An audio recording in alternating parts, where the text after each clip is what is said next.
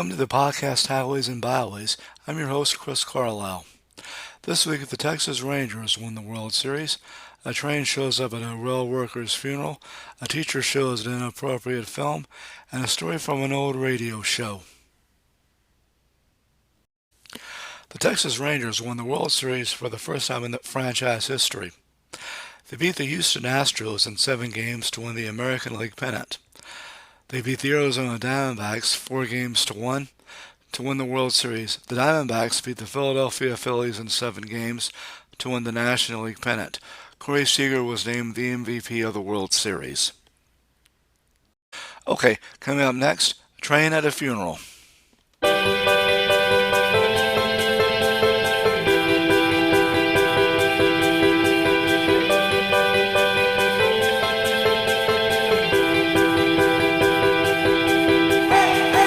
Okay, now here's a story from the book True Tales of Texas Goats, written by Dosia Schultz-Williams. It's called Phantom Train.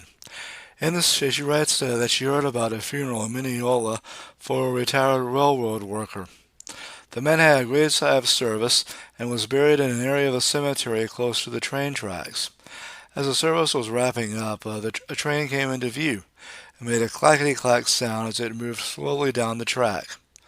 The family thanked the undertaker for scheduling the service when a train was going to run. They found out that there was no train scheduled, and now the train had run all day. Next, the teacher gets embarrassed.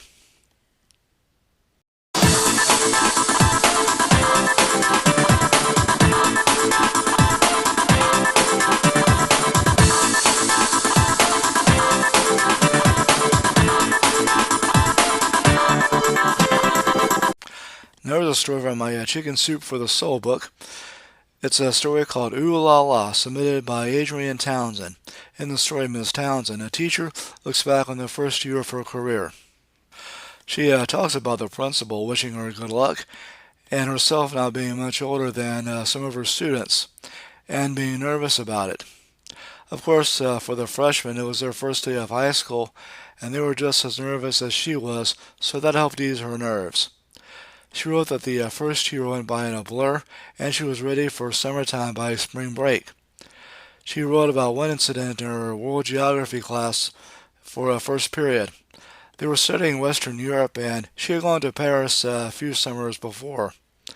So she went to the library to check out a video of the show Globetrotter, an episode they had done about Paris. She showed the video to her students, and they answered questions that she had prepared. There was still some time left in class, so she let the video keep going. She thought it'd be okay to show, since the show was shown on over-the-air television and other teachers showed in their classes. Then the guide went to Moulin Rouge.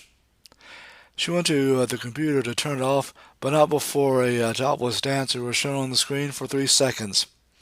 She said it was the longest 3 seconds of her life. Her hands fumbled as she reached for the off button.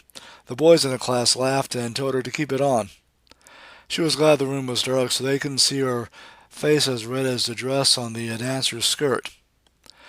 She decided not to show it to the next class, and they were disappointed. She was afraid to say anything, thinking she might get fired. When she told other teachers, they told her stories about incidents in their classes. She finished the story by telling that she tells a story to new teachers that she meets. Okay, next fiction story from an old radio show.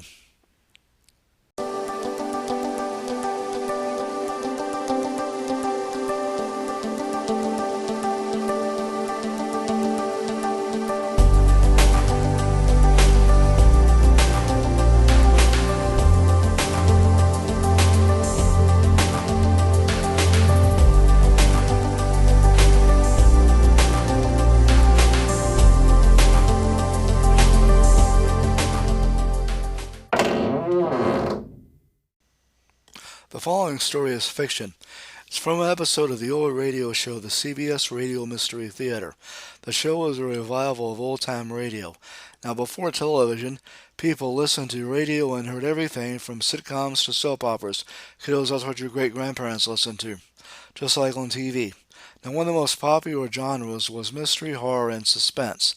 a man named Hyman Brown produced a series called Inner Sanctum Mysteries, and in 1974 he started a new show called the CBS Radio Mystery Theater, which was meant to be a revival of old-time radio drama. Like the Inner Sanctum Mysteries, CBS RMT had a host who introduced each story and made comments between acts. Mr. Brown hired well-known character actor E.G. Marshall to be the host. The first episode of the pilot was called The Old Ones Are Hard to Kill, and it starred Agnes Moorehead. And it starts with the elderly lady Edith Canby getting a physical. The doctor gives her a good bill of health and asks about her grandson. She says he worries about her being alone, so she took in a boarder, a man named Paulson. Paulson got sick and later died, but before he did, he told her he was paid to kill a man named Richardson and that a man named John Lindell was wrongly convicted of the crime. She later found out that Lindell and Richardson were partners in an investment firm. She goes to their office to meet a man named Arnold Shelton, who now runs the firm. He tells her Lindell accused Richardson of cheating him and that he shot him. He also tells her that Lindell is dead. She suggests they go to the police. He tells her that since the others are dead, nothing can be done. He prays and tells her to go home and forget it. Later she got a new boarder. Even though she did not place a new ad for the boarder, her new boarder was named Stuart Winfield. And he tells her he heard about the room the hotel he was staying at. She tells him about her family and says that her grandson Walter is her only living relative. Stuart tells her his mother died when he was 2. Stuart makes himself at home and even helps around the house. Mrs. Canby cooks for him. He says it reminds him of his mother, but he told her his mother died when he was 2. He then tells her he was talking about his paternal aunt. Then Stuart starts to get sick, just like Mr. Paulson. He asks about Mr. Paulson. She tells him she didn't know much about him. All she knew was that he had been in South America. Since Stuart is coughing, she goes to get him a blanket. Later she serves him supper in bed and he asks her to tell him more about Paulson. So she tells him what Paulson had told her about confessing to being paid to kill Richardson and about Lindell going to prison. She also tells him that whoever paid Paulson to kill Richardson is the real killer. And she wants to go to the police, but he tells her to forget about it, just like Shelton had. He starts coughing some more, and she goes to give him some medicine. She's going to give him the medicine. He calls Shelton, and he tells Shelton he better stay around because the old lady is getting fidgety. Maybe Stuart's not so nice after all. Mrs. Canby has trouble sleeping. She thinks about what she heard from Paulson and what Shelton and Stuart had told her about forgetting about the whole thing and not going to the police. And Stuart's in his room coughing up a storm. She remembers reading in the paper that Shelton was the witness in the Lindell trial. She serves Stuart breakfast in bed. She tells Stuart she may have let a man get away with murder. She talks about the man who was paid to who paid Paulson. She tells him that she thinks Shelton didn't want her to go to the police because he was the one who paid Paulson. She decides to go and tell the police. Stuart tries to talk her out of it, but she leaves to go to the police station. He then calls Shelton, and Shelton tells him to make sure she has an accident. He tells him that he's going to make sure she falls down some stairs. He gets up, goes to put on his robe. Mrs. Canby comes in the room and sees him out of bed. She asks what's going on, and then she realizes that Shelton was the one who had told him about the room, and he said that she was right. He grabs her and starts to take her over to the doorway of the basement. He opens the door and tells her that he doesn't want to hurt her, that he reminds her of his aunt, if he had an aunt. And then he falls down the stairs because he's so sick and breaks some ribs. Her doctor tells her that he'll be in the hospital for a while, and then he's going to jail after he gets out of the hospital, and so is Shelton. She then tells the doctor that the old ones are hard to kill. Agnes Moorehead, who played Mrs. Canby, of course played Endora on the classic TV sitcom Bewitched. And she also had a career of her own in radio drama. She played Margot Lane in the radio series The Shadow, co-starring with Orson Welles, and starred in a classic episode of the radio program Suspense called Sorry Wrong Number. She played a woman who has a murder plot over crossed phone lines. And next, look at the old Houston wrestling promotion. I remember the old Houston wrestling show coming on television on Channel 39 in Houston twice. It was on Saturday nights and then again on Sunday mornings, and hosted by Paul Bosch, who was also the promoter. Bosch wrestled until a car wreck ended his in-ring career. The promotion was started by Julius Siegel in 1922 and taken over by his brother Morris.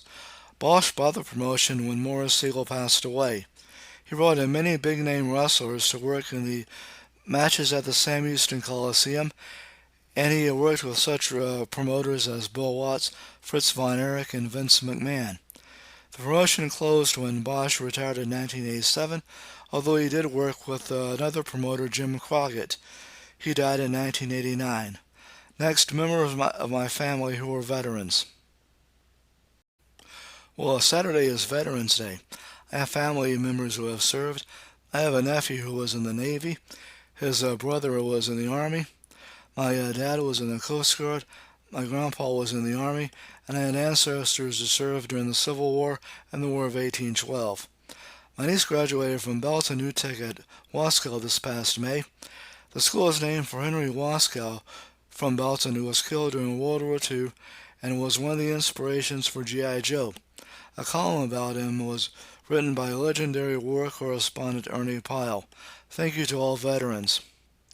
In 1953, British TV viewers claimed to have gotten a signal from the NBC affiliate in Houston, KPRC Channel 2. But the signal had the station's former call letters KLEE.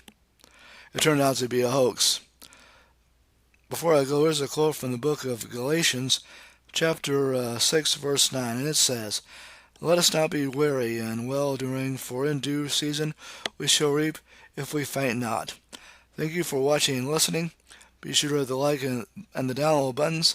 So until next week, I'm Chris Carlisle saying enjoy the rest of your day if you're listening in the afternoon, or if you're listening at night, as they used to say on the Inner Sanctum and the CBS Radio Mystery Theater, pleasant dreams.